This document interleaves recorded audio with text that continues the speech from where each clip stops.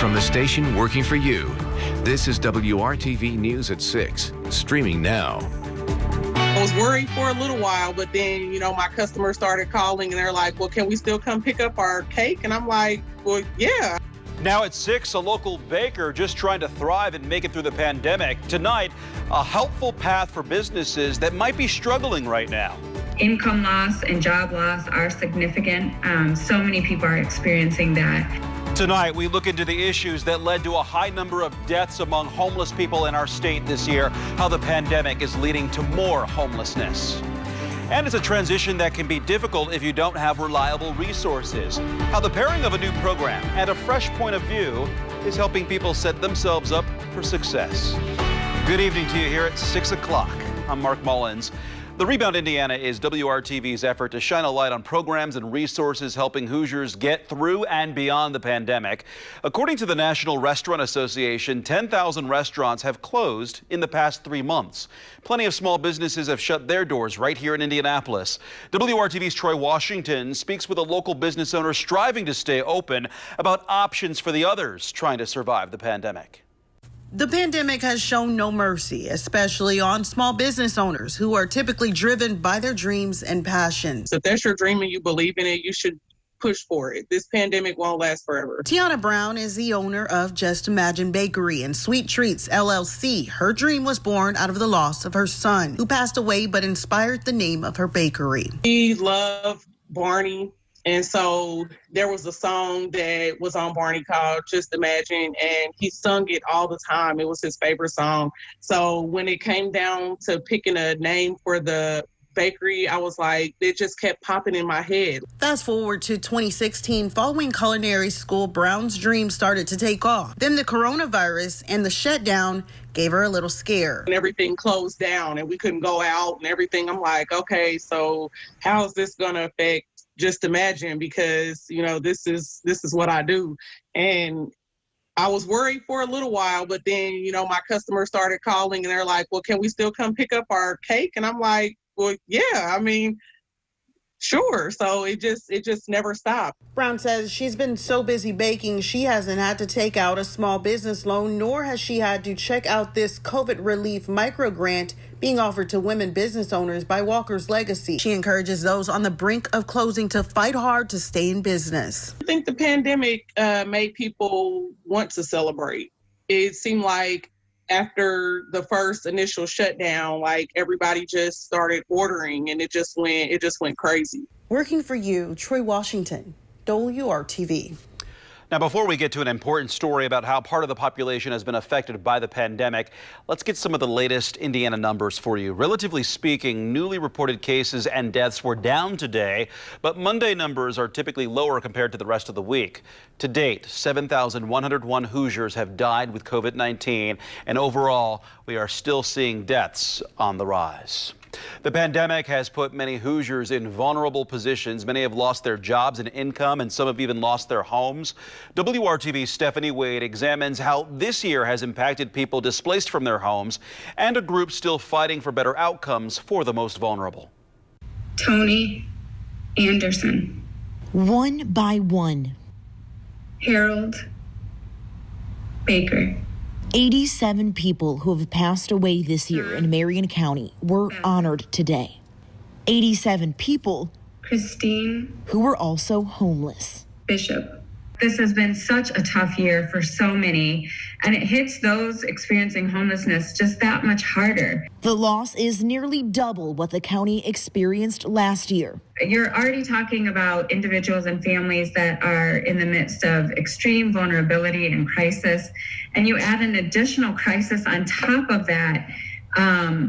I think that's the impact that we're seeing this year, and it's heartbreaking. The Coalition for Homelessness Intervention and Prevention, or CHIP, lit a candle to mourn the 87 known people lost and an additional candle for those unknown. Continue to say their names, continue to tell their stories, and let's write new stories for those who are still struggling. CHIP's executive director says in the height of the pandemic, housing services slowed down. Continuing to expand the rent relief work that the city has done over the last year is going to be vital as the eviction moratoriums are lifted over the next month or so. And then having that legal assistance work becomes critical too, to working with people before they lose housing. As new legislation continues to come out around recovery efforts, the nationwide eviction moratorium recently extended through the end of January. It's important people are educated about their rights and resources available to prevent homelessness. There are organizations, for example, like the Ross Foundation and the Tenants' Rights Union, that's getting that information in the hands of households that may not know kind of what's out there. While today is a somber day, she says, it also marks a time of hope and reaffirmation to help those 1,500 men, women, and children who are homeless on any given night in our city, and remain steadfast in the fight for better outcomes for Hoosiers gone too soon. Going into the holidays, I think everyone acts with extra compassion and kindness, and I would just say, keep that throughout the year. Stephanie Wade, WRTV. Well, CHIP is asking that people continue making donations to winter relief efforts in Indianapolis by working directly with shelter and housing partners.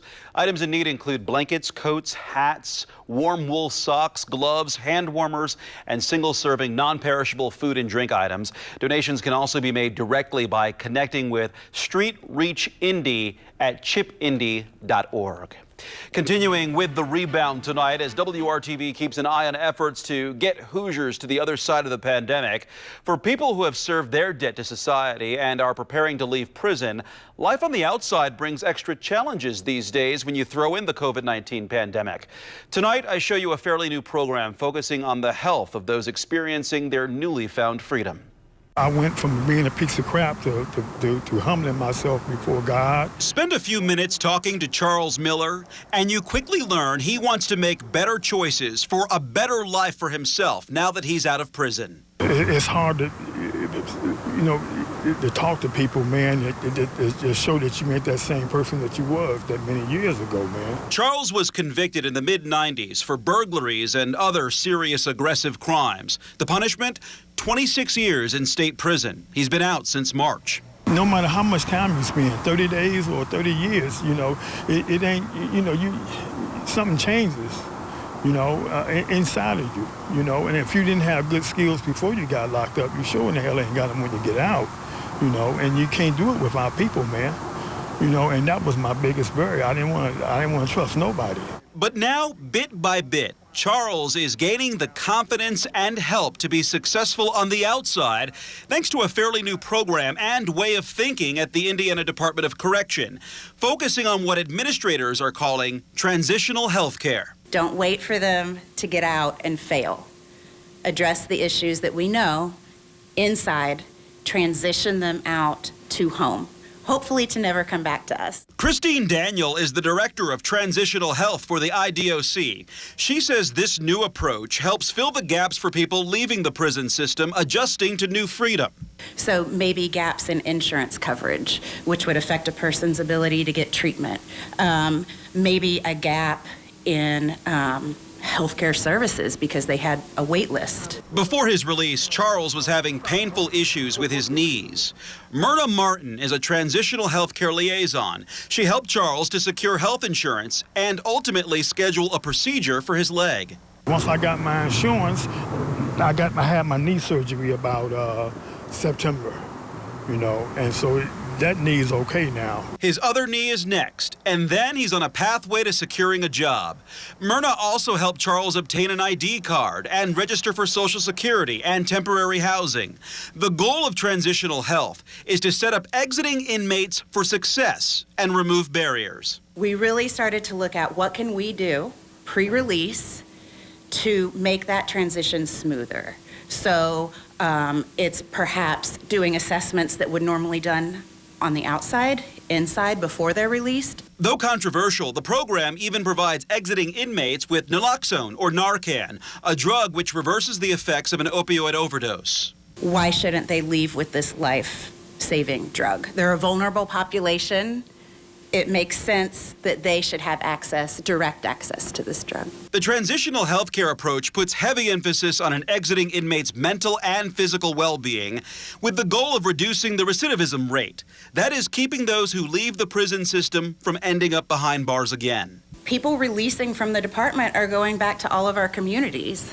You know, they have served their sentence, they have worked hard, you know, to maybe get into recovery or to address trauma from their past or to learn a new job skill. And if they're going to return to my neighborhood and your neighborhood, I think we all would want them to be prepared and healthy to come back as a productive citizen. And that's exactly what Charles wants to be and is taking the small steps to get there with some help along the way. If you get out, no matter how much confidence you got, and if you ain't got none, you just find somebody you can trust, man, because the system got to work for you, man. If they don't work for you, you got nothing, dude. Well, since the program is so relatively new, it's too early to determine whether or not it's working. But it does have nearly a dozen community partners helping meet the health needs of people leaving prison. If you'd like to learn more, we have provided a link in this story on the WRTV mobile app.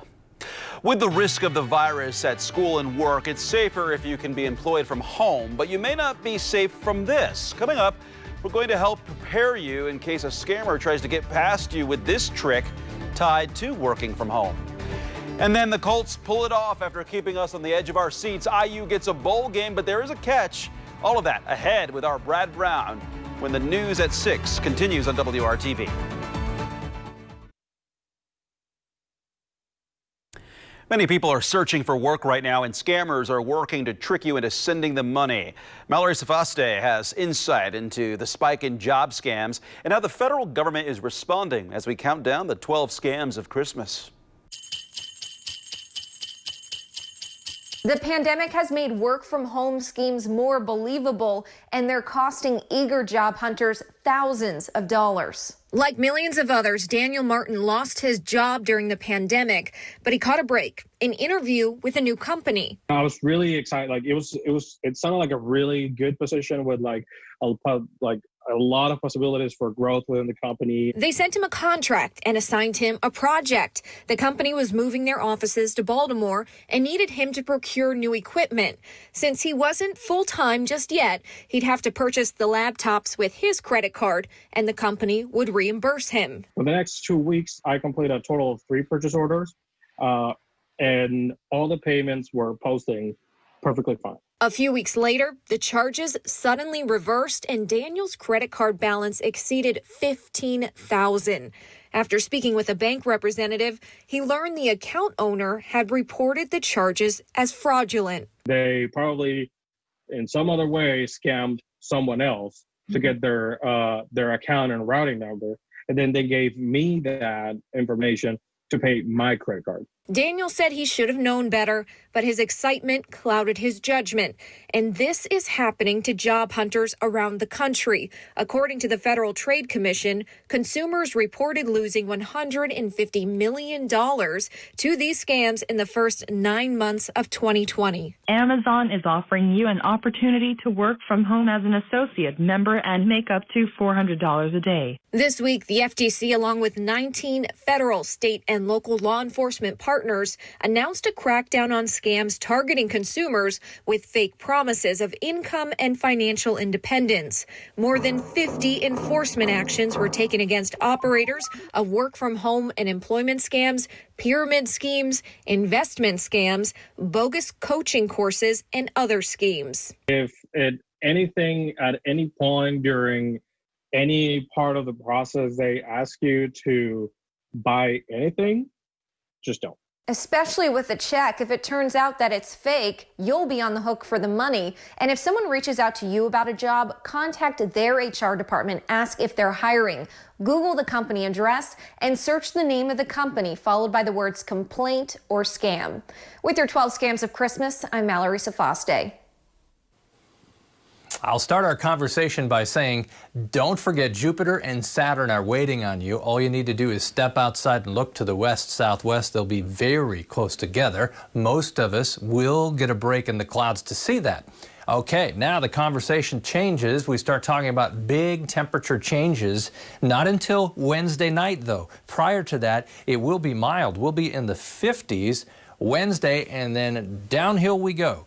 Temperatures in the 20s Thursday and barely in the lower 20s on Christmas Day itself.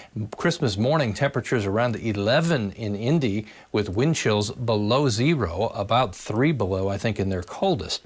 The cold front will generate first rain showers Wednesday afternoon into Wednesday night. That changes to some snow on the backside. The colder air will catch the moisture, change it to a little light snow and snow showers, just to confirm that there's a new feel in town.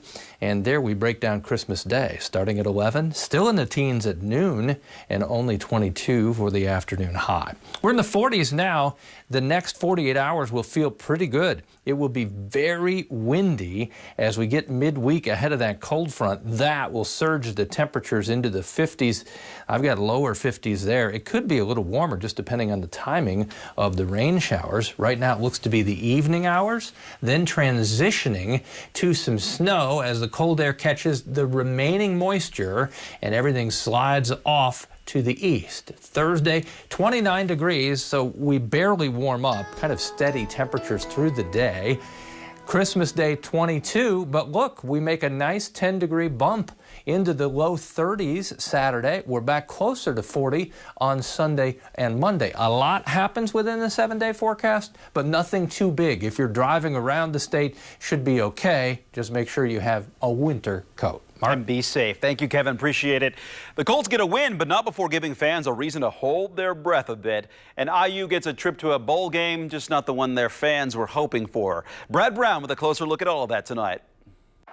It is neither coincidence nor accident that the Colts defense made another game-saving play to close out Sunday's win against the Texans.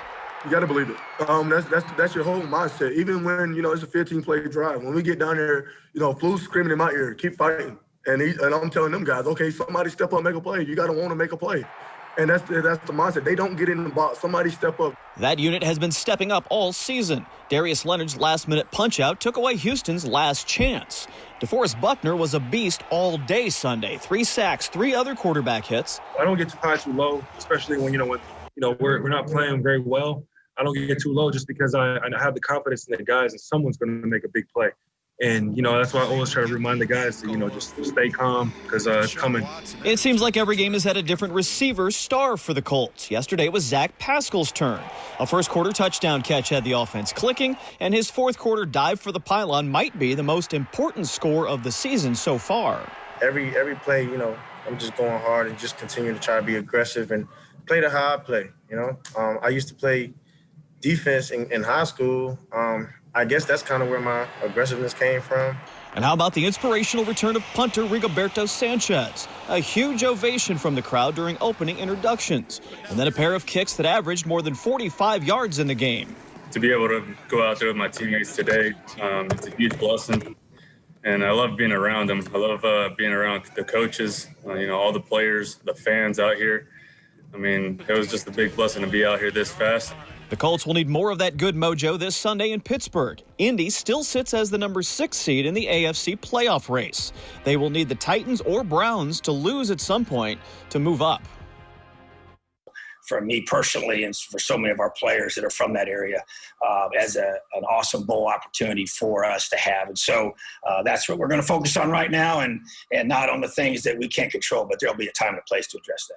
Tom Allen taking a positive approach to IU's berth in the Outback Bowl. Despite finishing 7th in the AP Top 25 and only a single touchdown loss to Ohio State on their season, the Hoosiers got left out of the big New Year's 6 games.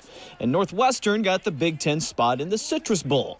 But Coach Allen refusing to look at the what-ifs and the why-nots. We got a chance to be together here and create some awesome memories as a football team in Tampa, Florida. And that's what I'm going to focus on. And to me, that's really where we're at. And you can kind of take the emotional part out of that if you want to, and you probably need to sometimes in situations like this. 2 opportunities to play Purdue got snuffed out by COVID-19 positives. By the time they play Ole Miss on January 2nd, it'll be 28 days since IU won at Wisconsin. This fan base knows me well enough. And I think this program knows me well enough. that this football team will be ready when we take the field on January 2nd at 12:30 in Tampa, Florida, period. We'll have that game for you next Saturday right here on WRTV. IU and Ole Miss, who finished 4-5 in the SEC. Indiana's looking for its first bowl game victory since 1991. Brad Brown, WRTV Sports.